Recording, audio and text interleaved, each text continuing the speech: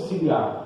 Já na segunda vez que Paulo é preso em Roma, ele é acusado de crimes contra o Estado. Isso porque Nero, um homem endemoniado, cheio de si, queria reconstruir a cidade de Roma. Então ele incendiou a cidade de Roma. E quando o incêndio acabou, ele percebeu que sobraram apenas 4 bairros. Bairros esses que eram habitados pelos cristãos e pelos judeus. E agora Nero tinha um álibi. Ele culpou os cristãos pelo incêndio que havia acontecido em Roma. E a partir daquele momento a igreja passou a ser perseguida. Muitos dos nossos irmãos foram presos, foram jogados em arenas e foram comidos vivos por animais selvagens. Muitos dos nossos irmãos foram amarrados em pedaços de madeira, em troncos, e foram queimados vivos, mas não negaram a sua fé. E foi nessa feita que Paulo foi preso. Há um porém aqui. Quem lê a Bíblia sabe que Paulo era cidadão judeu, mas também era cidadão romano. Sendo assim, ele não podia ser crucificado, ele não podia ser lançado em uma arena ou ser queimado vivo. Por ser cidadão romano, Paulo recebe outro tipo de sentença. Ele recebe a sentença de morte e ele seria decapitado. A sua cabeça seria cortada. E é nesse interim entre a sua prisão e a sua morte que Paulo escreve a carta que nós acabamos de ler. E todos nós sabemos que Paulo fez muitos discípulos, pregou em muitos lugares, mas nesse momento, antes da sua morte, ele escreve para Timóteo.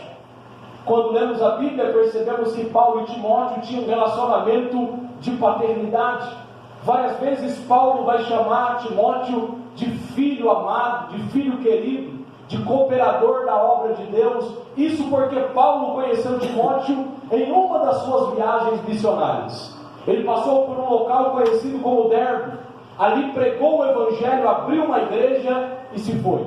Depois Paulo voltou na sua segunda viagem missionária, visitou o mesmo lugar e ali ele encontrou Timóteo, um jovem diferente, um jovem de oração, um jovem espiritual. Então Paulo agregou Timóteo na sua equipe missionária, e a partir daquele momento Timóteo passou a ser discipulado por Paulo presencialmente.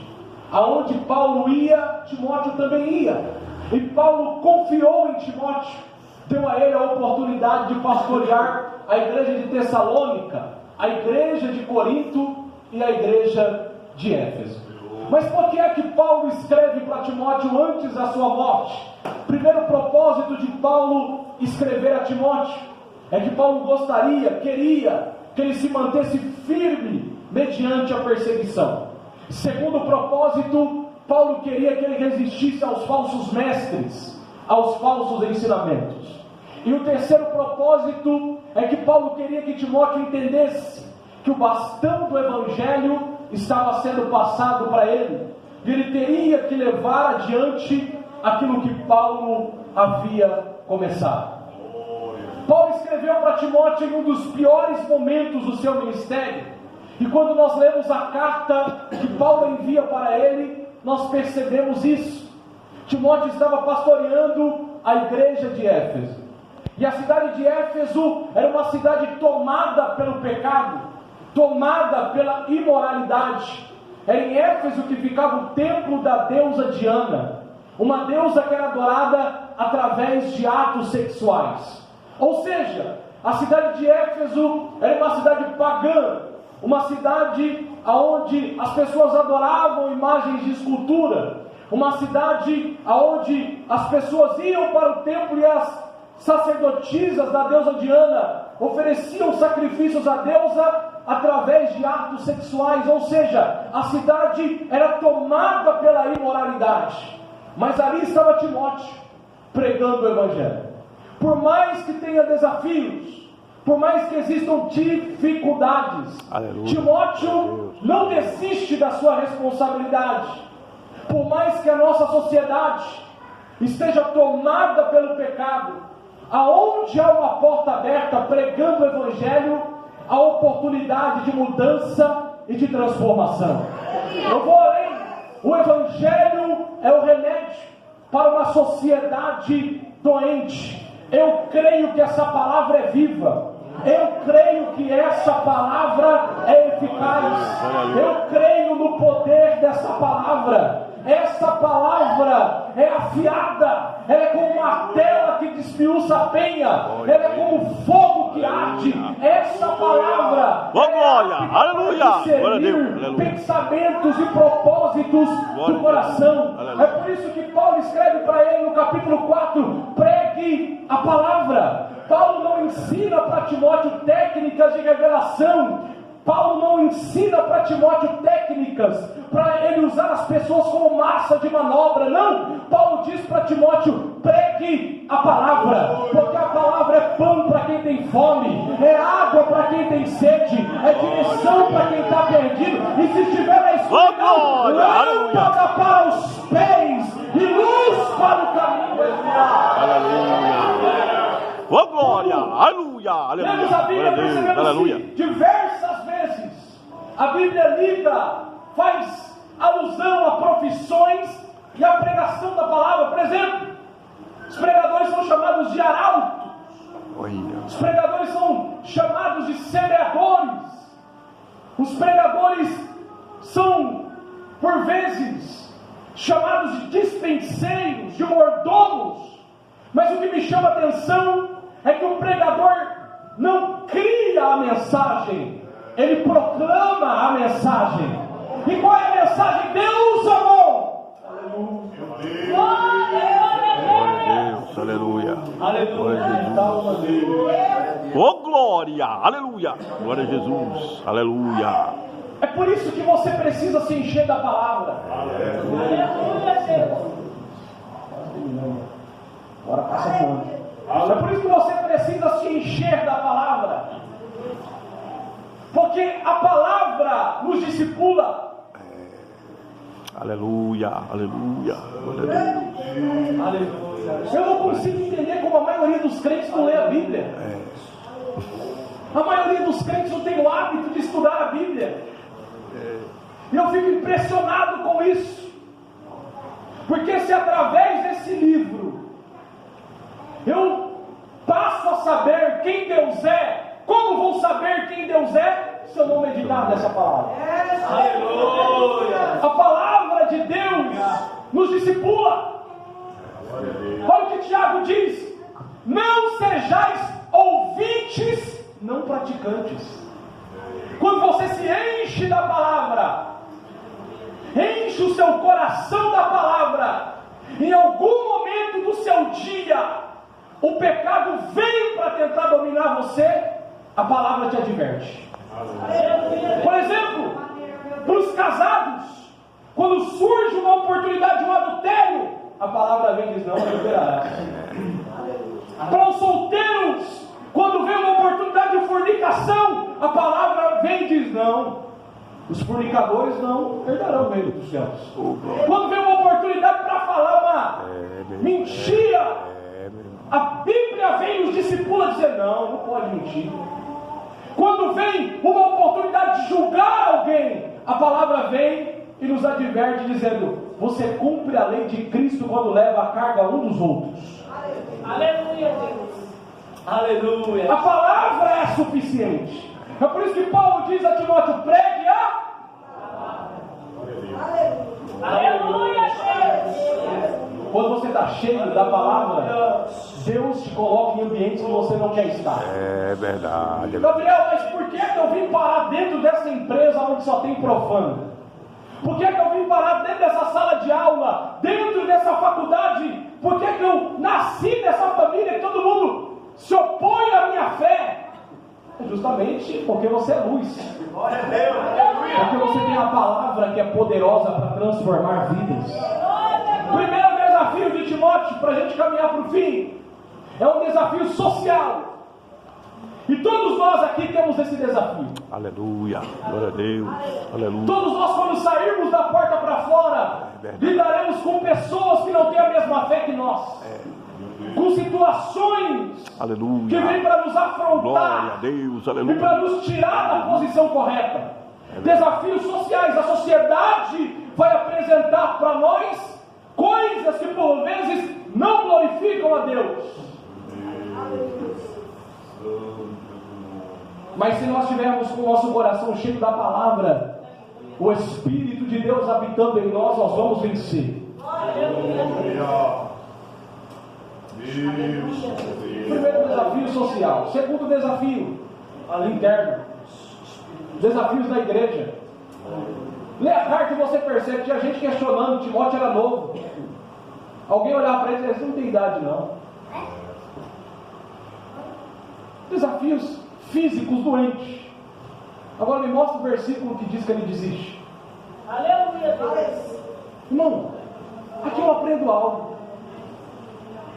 Desde o princípio a igreja sempre teve problemas. Porque a igreja é constituída de pessoas pecadoras. Jesus disse assim, porventura veio o médico para os sãos ou para os doentes? Assim sou eu, não vim para o justo, eu vim para o pecador. Então você ajunta um monte de pecador no mesmo lugar. É óbvio que uma vez ou outra vai dar um problema. Tem gente que vai sentar do seu lado, ou que vai conviver com você, que vai gostar do azul, e talvez você goste do amarelo. É verdade. Talvez ela goste do rosa, você gosta do vermelho. É verdade. Talvez ele pense de uma maneira, você pensa de outra. O que nos une é a nossa fé. Aí tem gente que olha e diz: aquele irmão é uma prova. Lidar com ele é muito difícil. É complicado. Se é para ser crente igual ele. Mas Paulo diz: sede meus imitadores. Como fui de crer. Aquele irmão é uma prova. Olha como é prova aquele irmão. Mas cuidado, talvez alguém esteja olhando para você e pensando a mesma coisa. A convivência não é fácil. E tem gente que está querendo abandonar o chamado de Deus por causa de situações com pessoas. É verdade. Porque ouviu o que não queria ouvir. Porque passou por uma situação que machucou, feriu na alma. É verdade. Já não quer mais caminhar. Abandonou o chamado.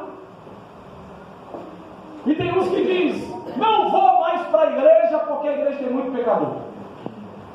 Tem muito defeito. Então faz o seguinte, irmão: se você achar uma igreja perfeita, não entra. Você vai acabar com ela na hora. É verdade. A igreja perfeita só depois. Oh, glória! Aleluia! Aleluia! Glória a Deus! Aleluia! Glória a Deus! Aleluia! Problemas vão existir. Agora, uma coisa é certa, irmão: no dia que Jesus voltar, não vai dar tempo para dar desculpa nenhuma mais. Mas também, deixa eu voltar logo. Eu me lembro quando eu me converti. Eu aceitei Jesus em uma igrejinha, numa comunidade lá em Carapicuíba, onde eu moro, lá em Espanha. Eu não tinha ninguém crente na minha família. Adolescente, jovem. Não tinha ninguém crente na minha família. Aí o irmão pegou e me levou para uma igreja. Aí chegou lá, o pastor me chamou e disse: rapaz, quero orar por você. E ele disse: Jesus vai mudar a sua vida. Eu fiquei 3 meses ali congregando com ele, veja só. Tá eu lá congregando. Só que a igreja era muito pequena. Não tinha obreiro. Não tinha alguém para ficar na porta. Não tinha alguém para trabalhar. Os irmãos chegavam tarde. Era 10 irmãos, era pouca gente. Aí o pastor chegou para mim e falou: rapaz, eu não tenho ninguém aqui na igreja para me ajudar em uma função. E eu preciso de você. Eu falei: pastor, eu tenho 3 meses de crente. Ele falou: mas eu não tenho outra pessoa, eu preciso de você. Eu disse: qual é a função? Ele disse: você vai limpar a igreja para mim. Eu falei: não. Foi outra coisa, eu posso ficar na porta? Eu falei: não. Preciso de você na limpeza, não tem outra pessoa para limpar. Você é o que chega mais cedo. Eu falei: pastor, para mim não dá. Ele disse: não, eu preciso de você que ajude. Na época adolescente, irmão, eu não limpava nem minha casa, ajudava minha mãe. Aí depois que você casa, tudo muda. Já estou acordando com a buchinha na mão. Quando eu chego assim na pia, assim, ela olha para mim e diz: isso que eu te digo, vem. Se deixar o dia todo limpando a casa, a mulher sujando e limpando. Ainda bem que ela não está aqui, eu não posso falar. Mas ela sabe que é verdade. E eu olhei para ele e falei: tá bom, pastor, já que não tem ninguém, eu vou. Aí estava eu lá limpando a igreja, irmão, cadeira de plástico. Quem já limpou cadeira de plástico aqui? Pensa na prova. Passei um produto lá, ficou amarelo. O pastor chegou e falou: meu Deus, o que você fez? Mas eu estava lá, foi o tempo que eu mais orei, que eu mais busquei. Nem tinha culto, eu estava na igreja orando. Agora eu tinha uma desculpa para ir para a igreja. Vou limpar a igreja, limpava de domingo a domingo. Pensa numa fase boa. Aí chegou uma festividade. O pastor me chamou e disse: olha, limpa a igreja, vai vir de fora. Limpei a igreja, tudo bonitinho, acabou o culto. Quando eu olhei para a porta da igreja, tinha 3 crianças. E a culpa não é das crianças. Criança é criança em todo lugar. E que ela seja criança aqui na igreja, que ela cresça aqui. Mas as crianças estavam com um saco de salgadinho na mão, jogando no chão e pisando em cima. Aonde eu limpei. E eu, pouco tempo tinha me batizado, pensei que o velho homem tinha morrido no batismo, mas não, ele estava ali ainda. Aí ele disse para mim: vai lá. E eu falei: eu vou. Cheguei na irmã para conversar, era a irmã mais difícil de lidar da igreja. Aí eu olhei para ela assim e falei: irmã, olha lá. Aí ela olhou para mim e falou assim: se você não fica quieto, eu vou fazer você limpar. Olha só que verdade. Isso porque, irmão, tem gente que está na igreja, mas nunca nasceu de novo. Eu saí dali triste. E aí, mais de 10 anos se passaram. Verdade. E eu estou aqui. Não são palavras que vão me tirar do propósito de Deus. Não são situações que vão me tirar do propósito de Deus. Não são circunstâncias que vão me tirar do propósito de Deus. Eu não vou parar porque eu não estou olhando para homens.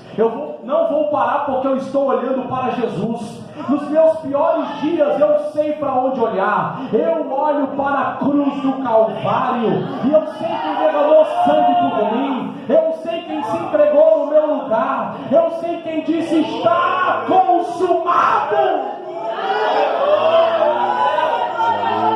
Eu tenho uma notícia para os jovens que estão aqui: vocês vão passar por um momento difícil com pessoas difíceis, mas não permitam que isso venha abalar a fé de vocês. Não permitam que isso venha tirar vocês do propósito de Deus, arrancar de vocês a glória do Evangelho. Não permita. Aleluia. Pessoas vão nos trair durante a nossa caminhada. Pessoas vão desfazer de nós. Em situações teremos que lidar com desânimo, com cansaço, com feridas emocionais. Mas o conselho de Paulo continua vivo, deixando as coisas que para trás ficam.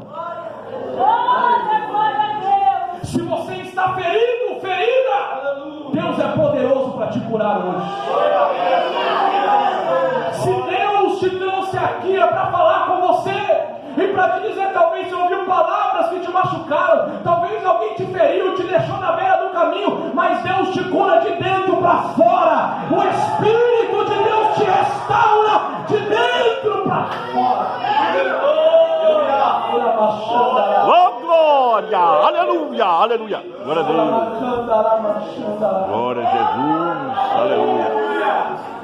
Glória a Deus! Gabriel, mas eu fui ferido, eu fui abandonado.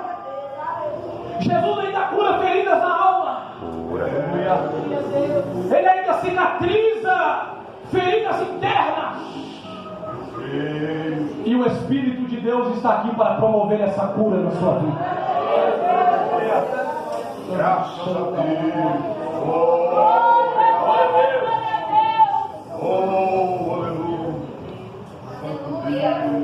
Aleluia! Aleluia! Glória a Deus! Aleluia! Aleluia! Agora, Paulo vai escrever para ele, vai dizer: Paulo, apóstolo de Jesus Cristo pela vontade de Deus. E eu vou já finalizar. Olha o que Paulo diz. Ele é apóstolo não é pela vontade de homens. Paulo é apóstolo pela vontade de Deus. Quem levantou Paulo não foram os 12 apóstolos que se reuniram e fizeram uma reunião antes de vai ser apóstolo. Não. Quem levantou Paulo foi Deus. Porque chamada não começa embaixo, começa em cima. Vocação não começa embaixo, começa em cima. É Deus quem chama. Então você não está aqui por acaso. Você não existe por acaso.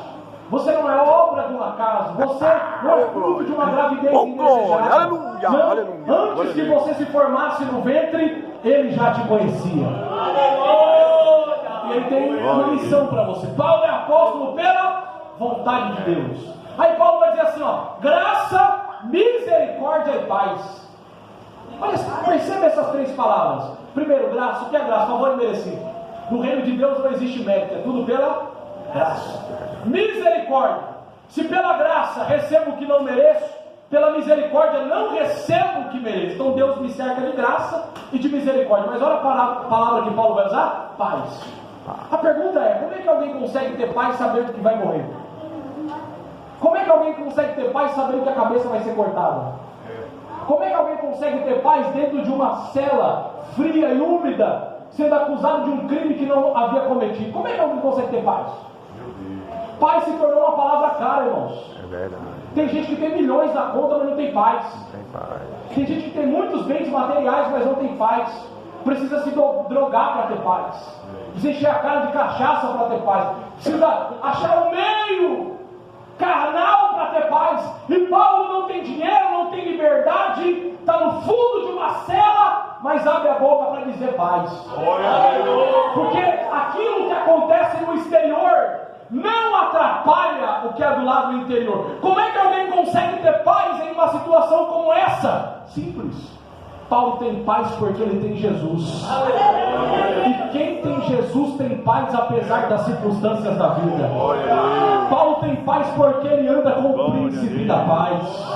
Oh, glória, aleluia, aleluia. Primeiro, Paulo tem paz porque tem Cristo. E se você não der glória, olha, Paulo tem paz porque ele sabe que a história dele não acaba ali. Oh, aleluia, Pode de aleluia. novo. Paulo tem paz porque ele sabe que a história dele não acaba ali. Paulo sabe que a história dele não acaba quando a espada de Roma descer. É por isso que ele diz no capítulo 4: está próxima a minha partida. O que significa a palavra partida? Mudança de endereço. É Paulo dizendo: eu só vou mudar de endereço. Quando a espada descer, eu vou sair daqui e eu vou para lá. E queridos, lindo é o que Deus tem preparado. Arrepiou aqui. Lindo é o que Deus tem preparado para nós. Aquilo que o olho não viu, aquilo que o ouvido não ouviu, aquilo que não subiu ao coração do homem, é o que Deus tem preparado para aqueles que o amam. Lindo é o que Deus tem preparado para nós. E nada do que vivemos aqui vai se comparar com aquilo que nós viveremos na glória. Glória a Deus. Oh, glória, aleluia. Glória a Jesus. Aleluia. Só aqueles que acreditam que Ele vem. Oh, glória, aleluia. Só Aleluia. aqueles que estão aguardando a vinda dele. Glória a Deus. Aleluia, aleluia.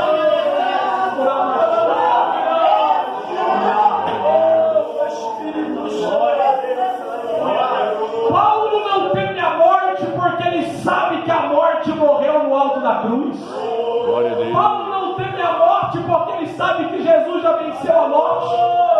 E uma vida vivida para Jesus, de renúncia, de entrega, pela fé, é uma passagem só de ida para a eternidade. Agora, uma vida vivida sem Jesus reserva um fim que é o inferno. É uma frase que eu gosto muito de Spurgeon, que ele diz que o pecado e o inferno estão casados, e só o arrependimento pode dar o divórcio. Aleluia, Jesus. O fim de uma vida sem Deus é o inferno. Paulo não teme a morte porque ele está em Cristo. Aleluia. Glória a Deus, aleluia. E Paulo vai, versículo 5, Paulo vai dizer para Timóteo: Timóteo, o momento é difícil, mas trazendo à memória a fé não fingida. É Paulo indo lá atrás da história de Timóteo, dizendo: lembra da tua mãe? Lembra da tua avó? Lembra a fé que habitou nelas? Estou certo que habita em ti. Timóteo tem boas referências, irmão. E quem são as referências de Timóteo? A mãe e a avó. As nossas melhores referências estão dentro de casa. Eu fico impressionado com algumas pessoas que têm por referência um jogador de futebol. Nem conhece a pessoa. Não, referência só é referência quando você convive com ela. Quando você passa tempo, quando você vê as atitudes. Quem são as referências de Timóteo? A avó e a mãe. É Paulo dizendo para ele, você tem raiz. O vento pode até soprar, mas você não vai cair. Aleluia! Glória. Glória a Deus! A tentação pode até chegar, a adversidade, mas você não vai parar. O vento para de soprar e você volta para o mesmo lugar.